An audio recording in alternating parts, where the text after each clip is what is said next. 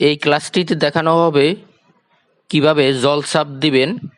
জলছাপ বা ওয়াটারমার্ক দেওয়ার জন্য প্রথমে এমএস ওয়ার্ড ওপেন করার পর ডিজাইনে ক্লিক করবেন। ডিজাইন থেকে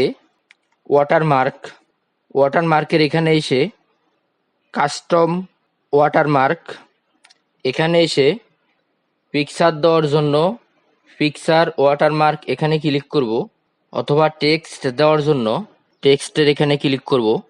পিকচার মানে হচ্ছে এখানে প্রতিষ্ঠানের লোগোকে আপনি জলছাপ আকারে দিতে চাইবেন, সেই ক্ষেত্রে পিকচারে ক্লিক হবে। আর যদি ওই প্রতিষ্ঠানের নাম বা কারো ব্যক্তিগত নাম দিয়ে ওয়াটারমার্ক দিতে চান, সেক্ষেত্রে টেক্সট ওয়াটারমার্কে ক্লিক করবেন। এখানে আমি দুইটাই দেখিয়ে দিচ্ছি। প্রথমে পিকচার ওয়াটারমার্কে ক্লিক করলাম, তারপর সিলেক্ট পিকচার এখানে ক্লিক করব। এখানে ক্লিক করার পর ফ্রম এ ফাইল, অথবা কারো লেখা থাকবে ডেস্কটপ, তো আমার এখানে লেখা আছে ফ্রম এ ফাইল, এখানে ক্লিক করব। তারপর আমাদের পিকচারটি কোথায় আছে, ডেস্কটপ নাকি ডাউনলোড নাকি ডকুমেন্ট কোথায় আছে, সেই লোকেশনটি সিলেক্ট করে ইনসার্টে ক্লিক করব। আমি একটি পিকচার দিয়ে ইনসার্টে ক্লিক করে নিচ্ছি।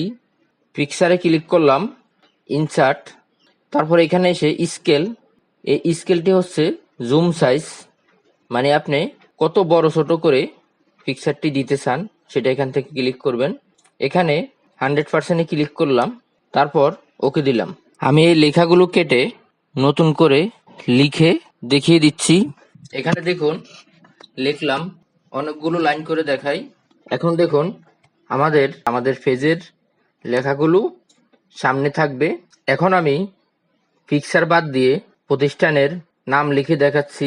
আবার যাব watermark, custom watermark, select text, এখানে এসে টেক্সটের এখানে এসে আশাপ কেটে নাম লিখব। নাম লেখার পর এখানে ফন্টের স্টাইল দিতে পারবেন, কোন ধরনের ফন্ট দিতে চান, বাংলা ইংলিশ সেগুলো দিতে পারবেন।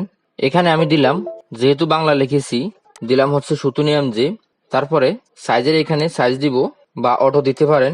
কালারের এখানে কালার দিব, তারপর ওকেতে ক্লিক করব। দেখবো এখানে আমাদের নামটি চলে আসছে, যে নামটি ওয়াটারমার্ক হিসাবে ব্যবহার করেছিলাম। আশা করি বুঝতে পারছেন। ক্লাসটি ভালো লাগলে সাবস্ক্রাইব করবেন। আসসালামু আলাইকুম।